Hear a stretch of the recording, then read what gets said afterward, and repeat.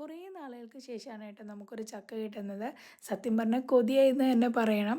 മലയിൻചിക്ക് പോയപ്പോൾ നമ്മളങ്ങനെ കൊണ്ടുവന്നതാണ്.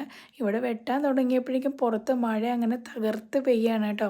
ഈ ഒരു മഴ പാതിരാത്രി വരെ അങ്ങനെ നിന്നിട്ടുണ്ടായിരുന്നു. ഈ ഒരു ടൈമിൽ നല്ല ചക്കപ്പുഴുക്കും ചിക്കൻ കറിയും കൂടെ കൂട്ടി കഴിക്കാൻ ആർക്കാലും ഇഷ്ടമല്ലാത്തത്. ഇവിടെ ഏറ്റവും കൂടുതൽ ചക്ക കഴിക്കുന്നത് തേനിൽ മുക്കിയാണ് കേട്ടോ.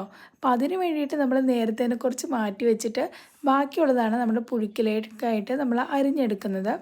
പിന്നെ ഈ ഒരു മഴയത്ത് കറണ്ട് പോയാലോ എന്നുള്ള പേടിയിൽ നമ്മൾ ആദ്യം തന്നെ നമ്മുടെ അരപ്പൊക്കെ ഒന്ന് റെഡിയാക്കി വെച്ചിട്ടുണ്ടായിരുന്നു. പൈസ കഴിക്കുന്നത് നമ്മുടെ ചക്കയും തേനുമാണ് കേട്ടോ.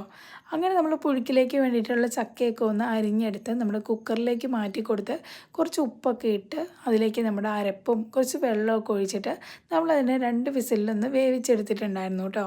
അങ്ങനെ ഫൈനലി നമ്മുടെ ചക്കപ്പുഴുക്ക് റെഡി ആയിരിക്കുകയാണ്. പിന്നെ നമ്മളതിലേക്ക് കുറച്ച് ചിക്കൻ കറിയൊക്കെ ഒഴിച്ചിട്ട് അങ്ങനെ കഴിച്ചു. അപ്പോൾ അത്രേ ഉള്ളൂ.